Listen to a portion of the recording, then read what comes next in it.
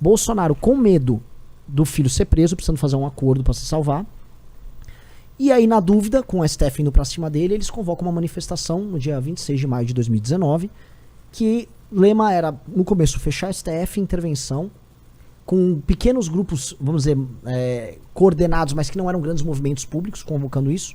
E a gente denunciou isso em março ou abril de 2019. Deixa eu só fazer um parênteses dentro dessa história, porque essa história, pra mim, ela é um ponto bem marcante, tá? Do ponto de vista nosso, pra você entender. Imagina o seguinte, 2017, 2018, eu rodei o estado inteiro com o Kim, e a gente fazia palestra, a gente rodava o Brasil inteiro, e todo mundo era amigo, e a direita era todo mundo, contra o PT, contra a esquerda. Então, eu tava lá, o Eduardo Bolsonaro é gente fina, todo mundo é legal, que coisa maravilhosa. O Bolsonaro ganhou em 2018, quando ficou Bolsonaro e Haddad, a gente tampou o nariz, a gente falou, tudo bem, não é o que a gente quer, não é o homem perfeito, mas vamos ver o que dá. Talvez o Bolsonaro esteja indo pro lado certo, talvez o Bolsonaro, ele chamou o pessoal da Lava Jato, chamou o Paulo Guedes, que a gente acreditava que eram liberais, talvez o Bolsonaro esteja cedendo, né, dentro das maluquices dele, ainda que por interesse próprio, a um discurso que é o que a gente realmente acredita, né, de combate à corrupção e agenda liberal. Isso eu tô falando em 2018. Bolsonaro ganha, inicia o governo em 2019, falando em reforma da Previdência. A gente, cara, tá tudo ótimo, olha que maravilha. A direita está unida, brigando por pautas de direita. Acontece tudo isso, dos desdobramentos da rachadinha do Flávio Bolsonaro, envolvendo inclusive o próprio Jair, e ele, por conta disso, já começa a não poder mais colocar as agendas que ele quer. Quando teve essa manifestação, né, em maio de 2019, isso pouca gente sabe, a gente estava no meio da articulação da reforma da Previdência, e o Kim estava trabalhando demais por essa reforma. O Kim estava trabalhando muito, né?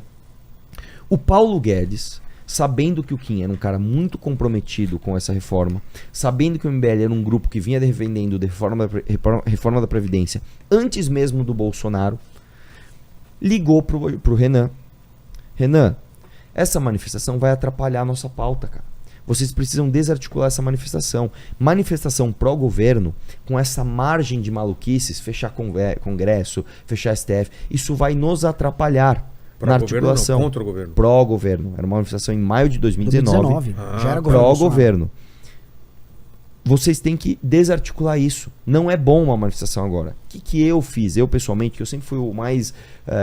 fala com todo mundo, seja amigo de todo mundo. Eu liguei para um monte de gente. Inclusive, um dos nomes que eu sempre falo, eu sempre cito, que é um dos mais covardes que tem, eu liguei pro Coppola. Coppola, isso. Ele, cara, entendo totalmente. Nós temos que desarticular essa manifestação. Vocês estão certos.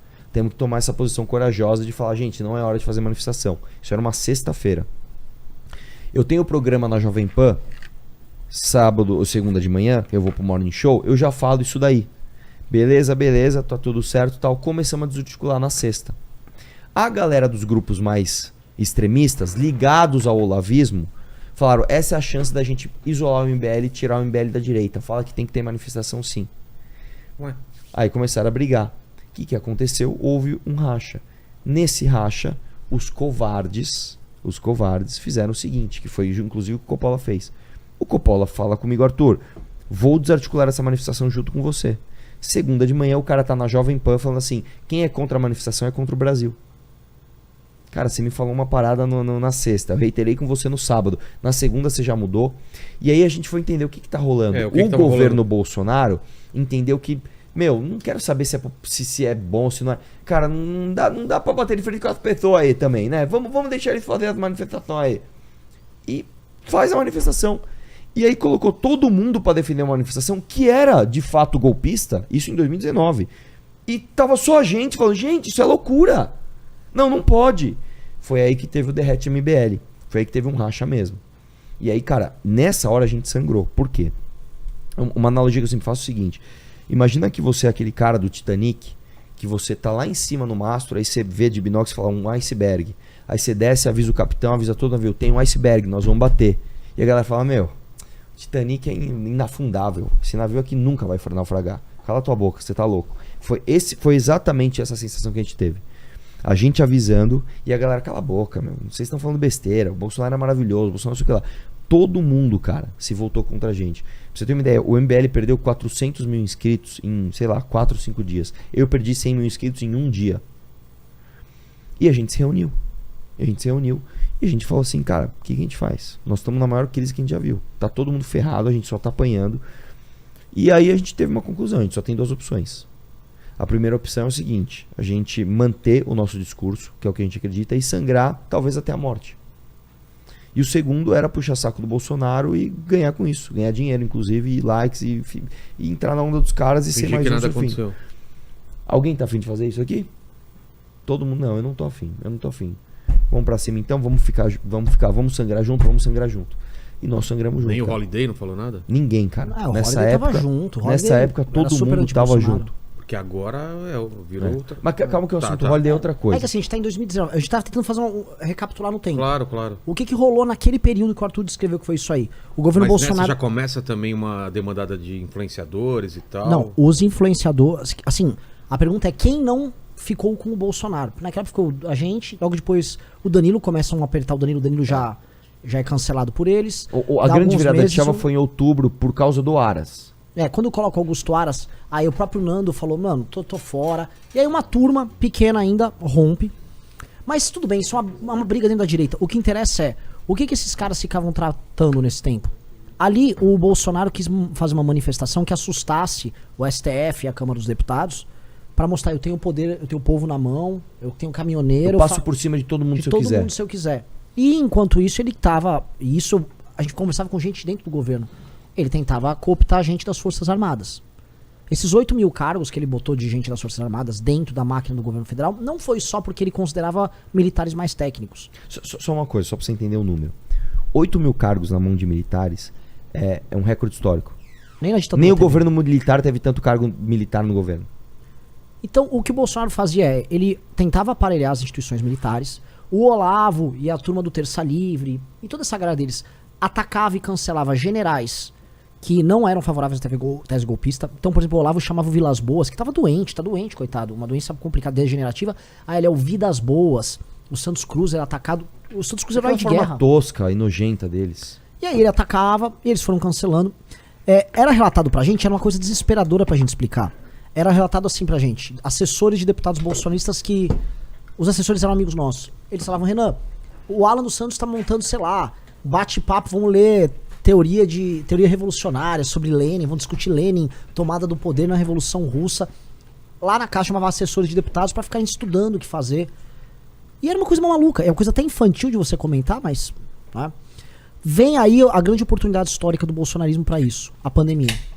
Quando a pandemia surge, e aí surge essa briga do STF com o Bolsonaro, isso começa a ficar mais claro, ali, nesse momento, você tem o bolsonarismo radicalizando, porque ele queria ser rebelde, eu não consigo governar, quem governa é o STF.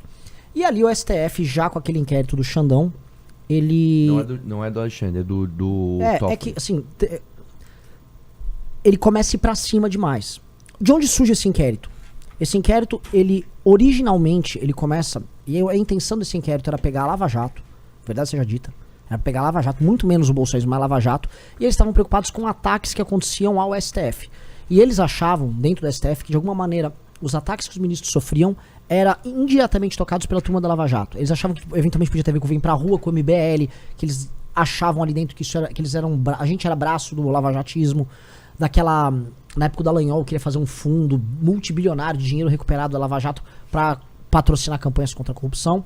E aí o STF e o sistema político brasileiro, e essa é a verdade, a elite política brasileira que estava sendo presa, que envolve MDB, PSDB, PT, que tinham representantes no STF, sentam e falam, vamos se pactuar aqui, vamos acabar com essa Lava Jato, vamos acabar com essa bagunça, tá ruim. Entrou um maluco no poder que tá querendo dar um golpe, isso já começo de 2019. Vamos pra cima. E no começo eles queriam ir pra cima da Lava Jato. Aí quando eles foram ver, eles viram que não era da Lava Jato que estavam vindo os ataques. Era do próprio bolsonarismo, que tinha montado essa estrutura de guerra em redes sociais pra atacar ministros do STF e lideranças do parlamento. Por exemplo, o Rodrigo Maia era um problema pra eles. A manifestação dia 26 de maio foi pra casa do Rodrigo Maia, que era o presidente da Câmara. Eles estavam indo pra uma tática do tipo, vamos cercar, vamos pra cima, vamos derrubar, vamos xingar, vamos difamar, e é isso aí. E aí o Alexandre de Moraes, ele foi colocado como se fosse uma espécie de... Essa é a primeira grande quebra que o sistema... Isso é a origem do problema do monarca tá aí. Quando o sistema... E o monarca concorda, já conversei isso com ele. Ele decide, a oligarquia que administrou o Brasil desde a Constituição de 88 decide, vamos nomear um representante nosso, que é o Alexandre de Moraes, e esse cara aqui ele vai fazer o que precisa ser feito num inquérito heterodoxo, no mínimo, um inquérito criativo, que vai pegar todo mundo e a gente vai pra cima. A gente pode discutir depois quais são as teses na cabeça do Alexandre de Moraes pra fundamentar isso. Mas eles veem que existe um problema, um atentado contra a democracia, que é a Lava Jato no começo, e que depois se torna o bolsonarismo. E eles percebem que há um plano sendo tocado pelo Bolsonaro e seus militantes para um golpe de Estado. Que é uma coisa que nós percebemos também, e quem conhece essa história que a gente contou do Olavo, sabe que o olavismo e o Bolsonaro sempre quiseram um golpe de Estado. Sempre quiseram. Ainda mais quando o Bolsonaro vê que o filho dele está cercado. E ele precisa fazer um acordo com o STF, um acordo que permite que o Lula seja solto, um acordo que permite que o próprio Flávio também continue solto nisso aí, mas que outros grandes nomes que foram presos no Lava Jato fossem soltos. Esse problema virou, assim, a vida do governo Bolsonaro. O governo Bolsonaro nunca foi sobre o governo Bolsonaro, nunca foi sobre reforma, nunca foi sobre nada, foi sobre esse problema. E o Alexandre de Moraes era o outro lado. Então você tinha o Bolsonaro, que era uma expressão de poder, tentando assumir o poder dessas oligarquias, ele queria substituir essas oligarquias e fazer a oligarquia dele. E a oligarquia coloca o soldado dela, o representante dela, que é o Alexandre de Moraes, vai lá e enfrenta esse cara. E aí você tem uma guerra fria, em que ambos cruzam as tais 4 linhas, e ambos estão cruzando as 4 linhas desde então. E aí é o famoso quem pode mais chora menos. O Bolsonaro armou manifestações atacando Alexandre de Moraes. Houve militantes do bolsonarismo que atacavam parentes, filhos de Alexandre de Moraes. O jogo foi sujo onde podia. E enquanto o Bolsonaro tentava ganhar tempo para cooptar a gente dentro das Forças Armadas, tentou usar a pandemia para infiltração nas polícias, para organizar manifestações contra governadores e prefeitos. Se a gente for lembrar, o Alan dos Santos, quando pegaram na busca e apreensão material na casa dele, encontraram lá, olha, precisamos usar as polícias para atacar prefeitos e governadores. Os militantes deles, os formadores de opinião, todos falavam que, olha, precisamos da polícia. E o uso, a instrumentalização da polícia como se fosse uma rebelião contra os governadores, que as polícias obedecem aos governadores, era uma das armas dos caras. Inclusive a gente viu agora como a polícia do DF foi leniente com o Bolsonaro. E isso em 2020 cresce demais na pandemia. Vira um clima quase de guerra. O Bolsonaro fazia manifestações a cavalo na frente de quartel. Em 2020, no meio da pandemia. 21, o tema muda, deixa de ser pandemia, passa a ser urna. Ele começa urna fraudada, urna fraudada, urna fraudada, urna fraudada. O Xandão vai pegando mais gente dele e ele convoca uma manifestação flagrantemente golpista, que foi 7 de setembro de 2021, a manifestação do Eu Autorizo. Se vocês pegarem, botarem no Google 6 de setembro, quebra-quebra, manifestação, vocês vão ver que os bolsonaristas com o Eduardo Bolsonaro participam de um quebra-quebra na frente do STF. O Eduardo Bolsonaro... A gente tava aqui. Ah, a gente tava aqui. É mesmo? Meu Deus, a gente tava aqui. Verdade. A gente tava aqui. A gente recebendo as notícias em tempo O que real. será que vai acontecer hoje que a gente tá aqui? Caramba.